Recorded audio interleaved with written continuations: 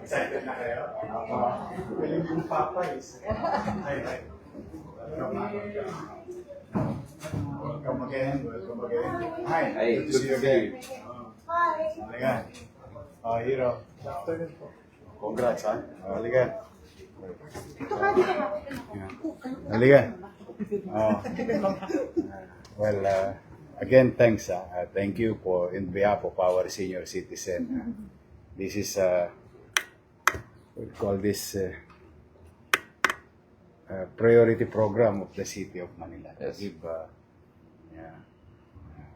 our seniors a way of making a good sum of money para sa pamilya. Excited na kayo? Okay, sige. Okay, we'll sign. Okay.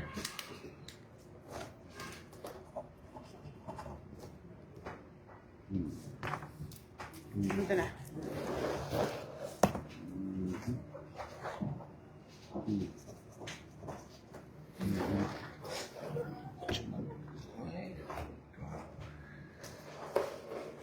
Tama-tama, maglalunch na ako. Papay. Thank you. Tingnan ko. It's great to give that back to the community, and we'll continue to support. Yeah, 100%. it's really one of the group of franchise also, food chain, Yeah.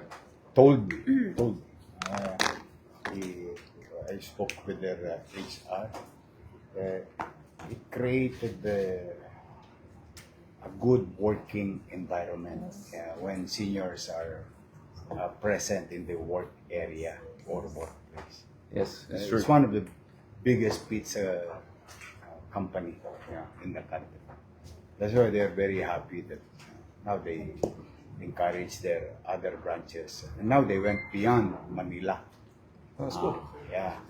And another coffee shop, coffee company, started hiring also senior citizens.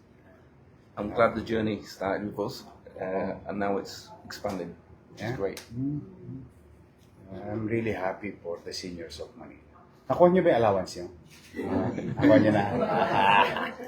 They have,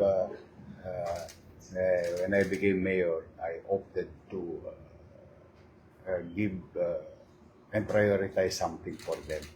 Initially, I wanted to copy Makati city government by giving cakes also, because the other city, through the initiative of then Vice President Jojo Marbinay, giving cakes for the seniors during their birthdays. So I wanted to copy that.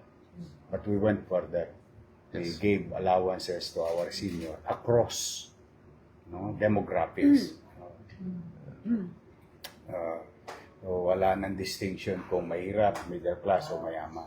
Lahat ng senior citizen ng Manila, 200,000 of them. So naglubi-lubi kami ulit. They have monthly allowance and they get it quarterly. That's good. Now I'm working on you ensure the milk. Kasi I always give them so birthday allowance. That includes also now PWDs for minor and adult, then solo parent. Wow. That's good. We wanted to create the concept in economics, yung velocity of money, Yeah.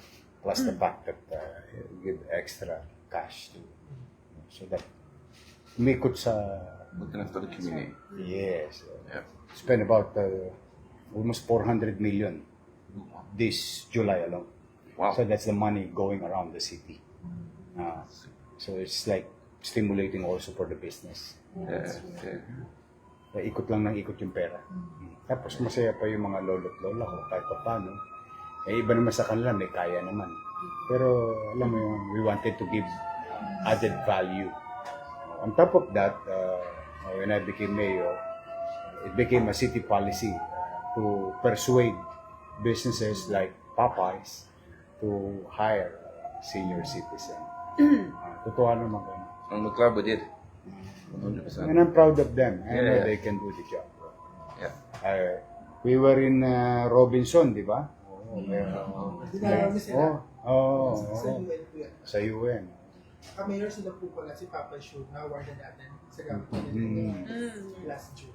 Oh, yung sandwich company in the world, nag-hire naman ng PWDs. Diba? Remember when we were in UN? Ganda talaga. Ganda yan. Gandang... But again, on behalf of the people of Manila, to Popeyes Company, thank you very much. Sumasarap talaga yung chicken ng Popeyes. Namoy ko eh. Alaga. Yes, yes. Let's have asan na yan, yung kontrata? Yung kontrata. That's not our wallet. Oh, okay. So, yeah.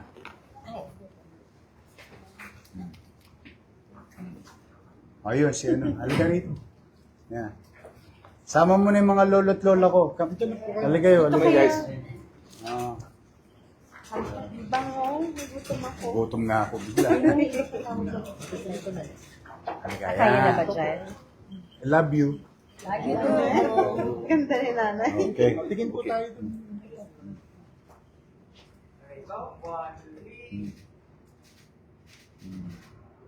Spoiled sa akin ng senior sa Manila.